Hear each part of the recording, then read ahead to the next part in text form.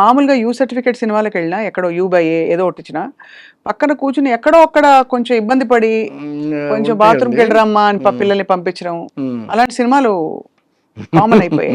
అలా లేకపోతే ఒక భయంకరమైన బ్రహ్మ పదార్థాన్ని చూసి జీర్ణం కాని ఒక విషయం తిన్నట్టు ఫీలింగ్ కలుగుతుంది. సో దీనికి ఏంటి సార్ కారణం? మీరు ఎలా చూస్తారు as a completely different approach ఉన్న ఫిల్మ్ మేకర్ గా? అప్రోచ్ ఉన్నటువంటి ఫిలిం మేకర్గా చెప్పమంటే మాత్రం టోటల్గా నేను సినిమాని నేను మిగతా వాళ్ళు ఆలోచించేటటువంటి దృష్టిలో ఆలోచించనండి. ఎక్కడ అబ్సర్డిటీ ఉండకూడదు ఫస్ట్ పాయింట్, ఎక్కడ డబుల్ మీనింగ్ డైలాగ్ ఉండకూడదు సెకండ్ పాయింట్, ఆఖరికి పైవిట చెంగు తొలగినప్పటికీ కూడా దాన్ని కట్ చెప్పి నేను కూడా చెప్పనండి వాళ్ళకి, ఆర్టిస్ట్కి అండి, పక్కన ఉన్నటువంటి కో డైరెక్టర్ అసిస్టెంట్ డైరెక్టర్ వాళ్ళకి వెళ్ళి చెప్తారు, అడిగితే వాళ్ళు చెప్తారండి అమ్మ కొంచెం పైవిట అని, అలాగే అలాగే తీస్తాను సినిమా. చాలా గ్రేట్ సార్, ఎలా నిలదొక్కున్నారని. బికాస్ ఎస్పెషలీ మీరు వచ్చిన ఎరా కూడా అసలు పాటల్లోనే భయంకరమైన బూతు నార్మల్. నా లెక్క ఏమిటేనంటేనండి, చాలా మంచి సినిమా. ఇప్పుడు నా నుంచి క్లెన్జర్ ఫిల్మ్సే వస్తాయి తప్ప మామూలు ఫిల్మ్స్ రావు, సినిమాలు రావు అనేటటువంటిది నిర్ధారణ అయిపోయినటువంటి, అవును, స్టాంపు పడిపోయినటువంటి వ్యక్తిని నేను. మళ్ళీ క్లెన్స్డ్ ఎందుకు పెడుతున్నాను అంటే నా సినిమాలు శుద్ధి చేయబడినటువంటివి మాత్రమే ఉంటాయి అని చెప్పడం కోసం. అంచేది దాని బ్యానర్ పేరు అది పెట్టుకుంటాను, బ్యానర్ పేరు ఏదైనా పెట్టుకోవచ్చు కదా. ఇంతకుముందు మనీషా ఫిల్మ్స్ పెట్టుకున్నానండి. అవును, మనీషా, అవును కరెక్ట్, అవును మనీషా. అలాగని ఇప్పుడు మనీషా బదులు క్లెన్జ్డ్ ఫిల్మ్స్ అని పెడతానండి. ఈ మధ్య సినిమాలు చూస్తే ఏమనిపించింది సార్? ఈ గత 10 ఏళ్లలో వచ్చిన చాలా పెద్ద సినిమాలు, చిన్న సినిమాలు, మధ్య సినిమాలు, ఏదో ఒక సినిమా చాలా గొప్పగా ఉంది అని చెప్పేసి చెప్పారండి, చాలా బాగుందట, అమ్మమ్మ అయ్యి బాబాయ్ అలాగని చెప్పేసి నిజమేమో అనుకుని పరిగెత్తుకుని వెళ్ళి చూశానండి. ఇంటర్వెల్ వరకు చూసేటప్పటికి నాకు నమస్కారం పెట్టేసి వచ్చేసానండి. ఆ సినిమా పేరొద్దు. పెద్ద సినిమా సార్ అది? కాదండి, చిన్న సినిమా అది. పెద్ద సినిమాలన్నీ కూడా ఈ మధ్య ఆడడం లేదు కదా. కాదు, ఈ మధ్య చాలా పెద్ద పెద్ద సినిమాలు వచ్చాయి కదా సార్. అంటే మనకి కొన్ని కొత్త ట్రెండ్స్, కొత్త ఏం చెప్పాలి, శైలిలు వచ్చేసాయి. ఇప్పుడు ఒకటి వి హావ్ బచ్చన్ ఏదో ఒకటి సినిమా ఒకటి వచ్చిందండి, రవితేజ చేశాడు, కష్టపడి చేశాడు అందులో. అతను క్యారెక్టర్ వరకు బాగుందట అది. ఆ తర్వాత విలన్ ఏదో చేశాట, విలన్ బాగుందట, కానీ చూడదగినటువంటి సినిమా కాదు అని చెప్పారన్న అని చెప్పి మానేసాను వెళ్ళడం. మీకు చెప్పారు సార్ అలా అని? అంటే మీరంటే దానిలో ఉండే అశ్లీలత దాని వల్ల, లేకపోతే బోర్ కొడుతుందనా, సరిగ్గా తీయలేదనా? బోర్ కొడుతుందనే మెయిన్ గానండి, వేరే ఏం కాదు. మీరు ఎలా ఫీల్ అవుతారు? అంటే హాల్లోకి వెళ్తారు, సినిమా హాల్లోకి, సడన్ గా హాల్లోకి వెళ్ళిన తర్వాత ఇమీడియట్ గానండి 4th మినిట్ కల్లా ఆడియన్స్ లాక్ చేయగలగాలండి. ఫస్ట్ పాయింట్ ఇది, స్క్రీన్ ప్లేలో చెప్తున్నటువంటి మొదటి సూత్రం ఇది. 4th మినిట్కి ఒకవేళ 4th మినిట్ వల్ల మీ వల్ల అవ్వలేదు అనుకోండి, అట్లీస్ట్ 7th మినిట్ కదా వరకు ఓపిక ఉంటుందండి, ఆ తర్వాత ఉండదు వాళ్ళకి, ఆడియన్స్కి. సో 7th మినిట్ లోపలన్నా వేసేయాలండి, 4th మినిట్ లోపల వేసేయగలగాలండి మాత్రం. ఓహో ఇటువైపు తీసుకెళ్తున్నాడు కథలో, ఈ సస్పెన్స్ మొదలైపోయింది, ఇక్కడ నుంచి ఇంకేముంటుంది, ఇక్కడ నుంచి ఏముంటుంది, ఇలాంటి ఫీలింగ్ ఆడియన్స్గా రావాలండి క్లియర్గా. అలా వచ్చినప్పుడు మాత్రం అదే సినిమా అవుతుందండి. అది boredom and creativity aspect sir. But అది కాకుండా అశ్లీలత కానీ, ఒక ఐటమ్ సాంగ్ కానీ, లేదు ఇంకేమన్నా అవాంఛనీయ మీ ప్రకారం నాన్ క్లెన్స్డ్ సన్నివేశాలు వచ్చినప్పుడు కృష్ణారెడ్డి గారు ఏం చేస్తారు థియేటర్లో?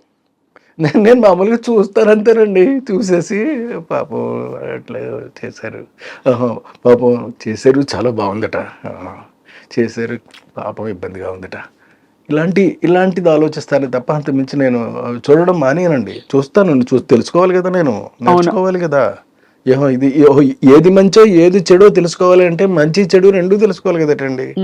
అంచేత చెడు తెలుసుకుని ఇది మనకి యాంగిల్ కాదు, దీన్ని పక్కకు పెట్టేద్దాం, మంచి మాత్రమే మనం చెప్దాము. ఈ మధ్య వచ్చిన చాలా పెద్ద బీభత్సమైన సినిమాలు, కేజీఎఫ్ సరే, పుష్ప సరే, కాకుండా మనకి RRR, అంతకుముందు సరే బాహుబలి, బట్ ఇప్పుడు మొన్న కల్కి, ఇలాంటి భారీ సినిమాల మీద మీ అభిప్రాయం ఏంటి? ఎందుకంటే మీరు తెలుగు సెన్సిబిలిటీస్, ఇంట్లో తెలుగు కుటుంబాలు, వారిని ఉద్దేశించి తీసిన మీ సినిమాలు ఒకవైపు, ఆ ఎరా తర్వాత వస్తున్నప్పుడు ఈ పాన్ ఇండియా సినిమాలు, డబ్బింగ్ స్టైల్ డైలాగులు,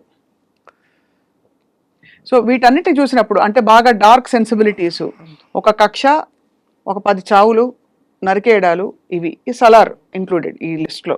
what do you feel sir as a completely different film maker?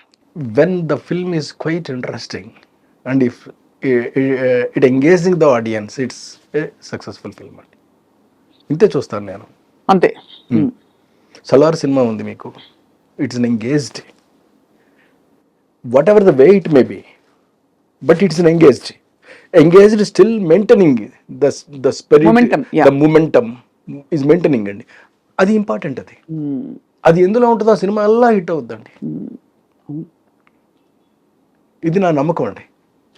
నా నమ్మకమే కాదు, ఇది నిజం. ఇది మీ ఈ నమ్మకాన్ని మీరు బహుశా ఈ 7 minutes 4 minutes ప్రిన్సిపల్ చెప్పారు కదా సార్, మీ సినిమాలన్నింటిలో మీరు పాటించారా? yes 100% పాటించారండి. అందుకే అంత పెద్ద పెద్ద అంత మీకు ప్రతి సినిమా చూడండి సార్ లిస్ట్, ప్రతి సినిమాల్లోనూ కూడా మీకు ఈ టెంపో ఉంటుందండి. టెంపో లేకుండా ఎక్కడ ఏది ఉండదండి. అది వీలైనంత వరకు సెకండ్ మినిట్లోనూ థర్డ్ మినిట్లోనూ వేసేస్తానండి. మాత్రం వేసేస్తా. ఒక ఉదాహరణ ఏమైనా చెప్పండి సార్. రాజేంద్రుడు గజేంద్రుడు లేకపోతే మాయలోడు, మీ ఇష్టం, మీకు అతడే ఒక. రాజేంద్రుడు గజేంద్రుడు తీసుకుందామండి, మొదటి సినిమా కదా. అందులో ఏనుక్కి మొదటిసారి గుమ్మడి గారు వెన్నపూస పెడతాడు, ఇంకోటి పెడతాడు, తర్వాత దాన్ని చంపేస్తారు. అక్కడి నుంచి మొదలవుద్దండి.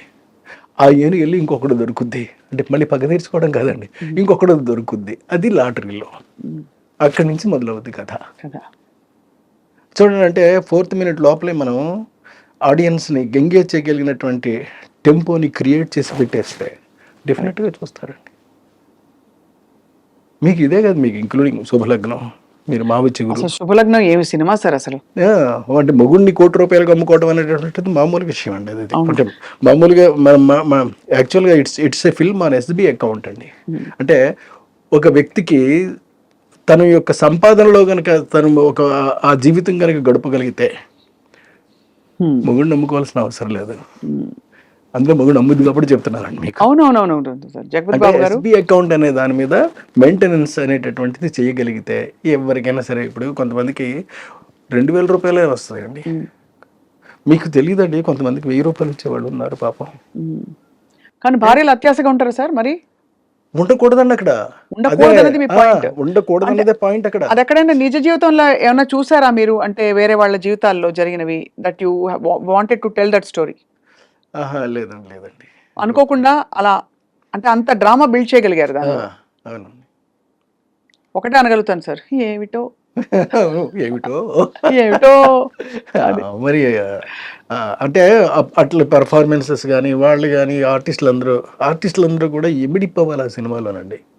అందుకే ఆర్టిస్టులు బాగా పెద్దవాళ్ళు అంటే పెద్ద ఆర్టిస్టులు తీసుకొచ్చి మనం ఇన్వాల్వ్ చేసేయకూడదండి.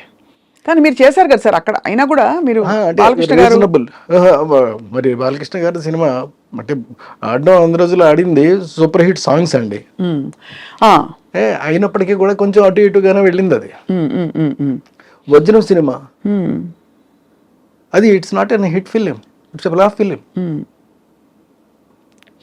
మీకు అప్పుడే అంటే ఫ్లాప్ అన్ని ఒప్పేసుకుంటారు అప్పుడే వెంటనే, వర్కౌట్ కానివి ఒప్పేసుకుంటారండి. అంతే అంతే. ఏమండి 1 month నుంచి బయటకు వచ్చేసిన తర్వాత అండి అది మనకి థర్డ్ సినిమా అది అంచేత ఒప్పేసి కూడా